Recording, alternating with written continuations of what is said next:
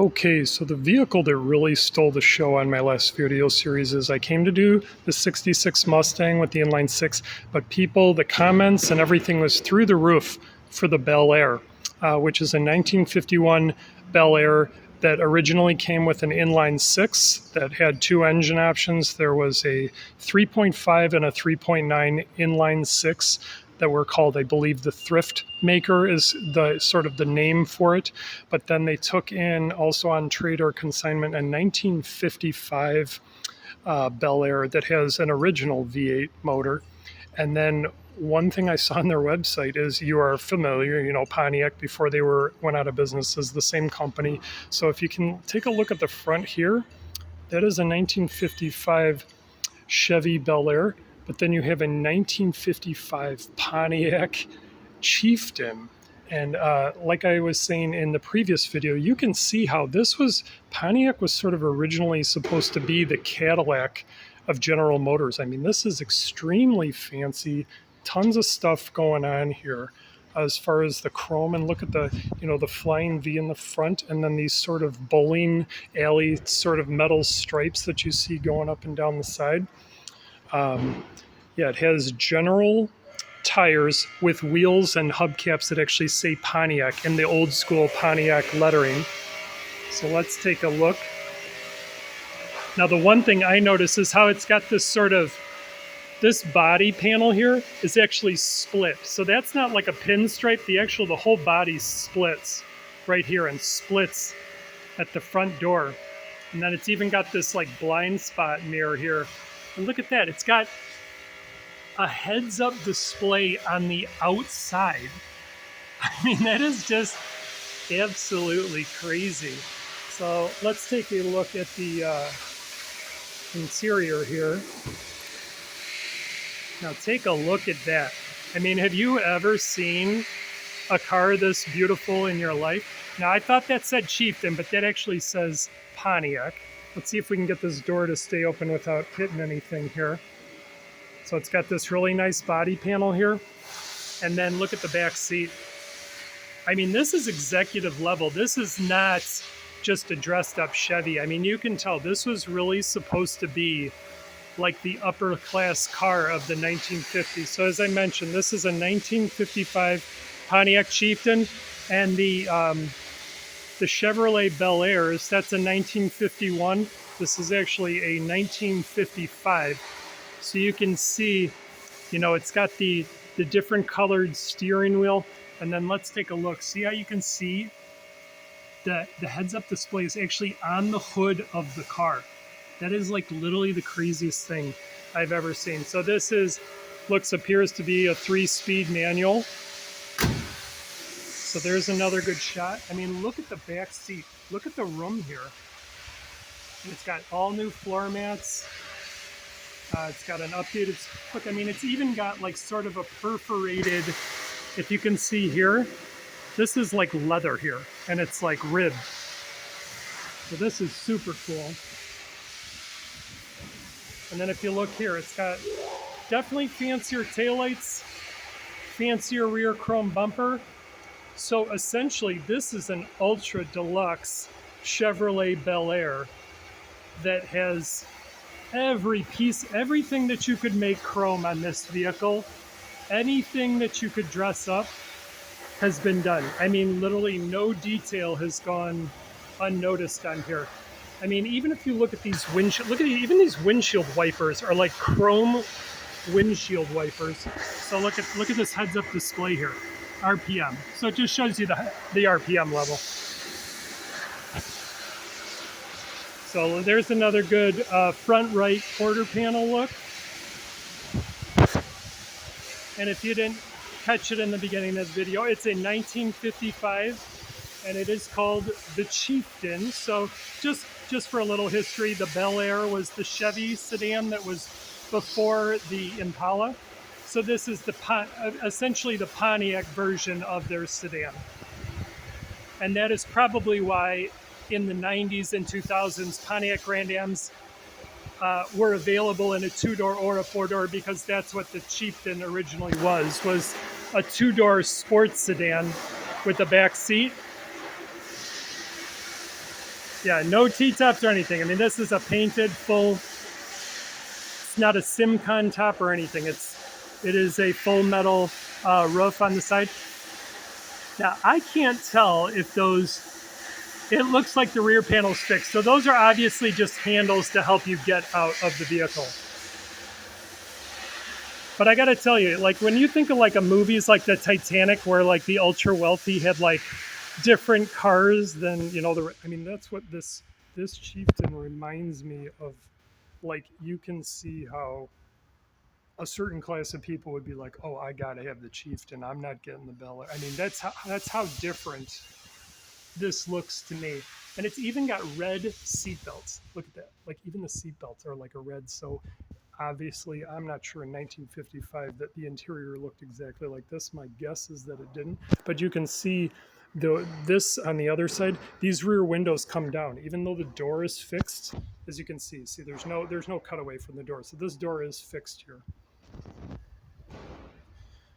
So we have not really gotten a good shot of the wheels. So you can see they're generals. So about as standard as you can get with Pontiac hubcaps on the front. You can see the hood's popped open just a little bit so people can see it. So obviously the hood would look just a little different if you were to push it all the way down, but look at that. I mean, everything from like how the antenna blends into the windshield housing and the where the air comes in and where the windshield wipers are. I mean, it all just flows together. So obviously, I'm not sure in 1955 how close that this actually looked, or if this has just been completely made over. But it looks like a combination of both. It's been fully restored, but like I said, I cannot confirm if like the color scheme and everything, if this is exactly how the interior would have looked in 1955. If it did, very impressive. Like I said, like that cigarette lighter. Obviously, I can't imagine that something would look like that back in 1955. So there's obviously been some level of modification here. So let's come around back to the front.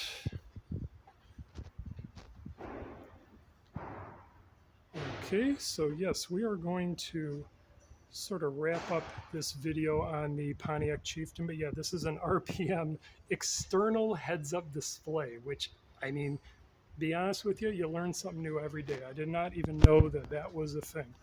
And then this is the 1954 Ford F-250 that we looked at in the last video series. So if you were wondering, the last video is called The Hunt for the Perfect Inline Six. This video series or short film is called The Hunt for the Perfect Bel-Air versus Chieftain. So definitely a different type of video series, where last time we were focusing on retro 1950s trucks with inline sixes like this 250 here. Now, the one thing about this is the original cost clipper inline six. This is not, the Y block V8. So it's got. Now, the one thing I like about this is how you normally have the iron block painted one color, and then the valve cover on, like a Ford sedan would also be painted. But this one has more of like a metallic. And you can see when I was first filming this the last time, I didn't know the difference between cost clipper is for the trucks, mileage maker is the term they use for sedans. So if you were to, let's say, get a Ford Falcon sedan with this motor, it would be the same motor, but they would call it the mileage maker instead of the cost clipper. So that a lot of people don't know that. And maybe it's painted blue instead of being painted red, but not 100%. And then let's take a little more further look so you can see that Chieftain's got that two-tone look to it. Now, the one thing I will admit is every time I come to a dealership, especially this type of a dealership, I'm always shocked at which cars like jump out at me. So I was originally here to film a video on this 1955 Bel-Air, which they just took in, which I think might be in the 50,000 range. So it must be ultra rare for whatever reason. And then I did a short video on this particular Bel-Air, but because it was so short, most of the comments said, hey, can you stop talking about the copper colored radiator cover and actually just show a little more of the actual vehicle? So that is for these people. And then when I was researching it on the website, I was like, ooh, Chieftain. I've seen, in Wikipedia that that's basically the Bel-Air for Pontiac. And I did not expect it to be as nice as it was. So as you can see here, it definitely, this has like a, let's see if we can see the inside. So you can see definitely a totally different, and this part for sure is not as large in the back as the Chieftain. Now consider this is a 51, not a 55, but you can see maybe with a different, this has an, wow, this has, appears to be an 8-track. And I don't think in 1951 there were even 8-tracks, so that is probably an aftermarket 8-track. And then this is the Ford. I've never really seen a Fordmatic automatic on a, or a Chevy 4Matic on a Bel-Air before. So yeah, not to confuse you, but this is a Chevy, not a Ford. Okay, so why don't we wrap up by looking at this Bel-Air that is in 1955. So one thing, if you're wondering what's so special about 1955, well, in 1955, that was the first time that you could get a V8 from the factory in a Bel-Air. So like this one here came with a 3.5 inline six or a 3.9 inline six. So obviously the fact that this has an all chromed out small block V8 means that the owner transplanted and put this in. This was not originally how they came from the factory. Now this one being a V8, this was probably purchased as a V8 because that was the first year that V8s could be purchased in the Bel-Air. And let's take, so I would say the first thing I noticed about the 55 to the 51, the back is not as big. It's not even, I don't know if there's a substantial difference in what type of bodies these are, but these appear to be 2-door coupes with a back seat. And this to me looks like a less exaggerated wheel flare. I mean, almost looks like a Bentley if you look at it close enough. And then the one thing I did notice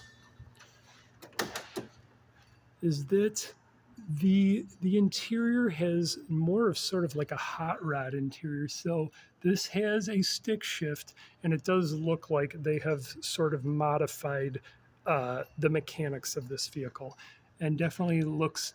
I'm not sure if green and gold door panels with black seats would have been the original, but that is what it is on here.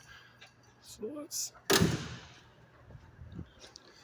And then here's a good look at the engine bay. Now, the one thing I like about this V8 is it does have like a lot of space here. I mean, on both sides of the headers, it is not as congested as some newer Impalas that I've seen. This is definitely a very streamlined. Now, you who are mechanically inclined will be able to tell, why this looks so different than maybe what a 1970 Impala looks like. And then let's take a look at the rear. So this is actually like a forest green. So maybe that's what's so unique, because I saw online that this was in sort of the 50,000-ish range. And it must be because the mechanics seem to have been updated. It seems to have some sort of aftermarket, either turbo or supercharger on it. And then we will sort of finish off on the Chieftain. So like I said, I believe that this was sort of your Cadillac of the 1950s before Cadillac became eventually what Cadillac became.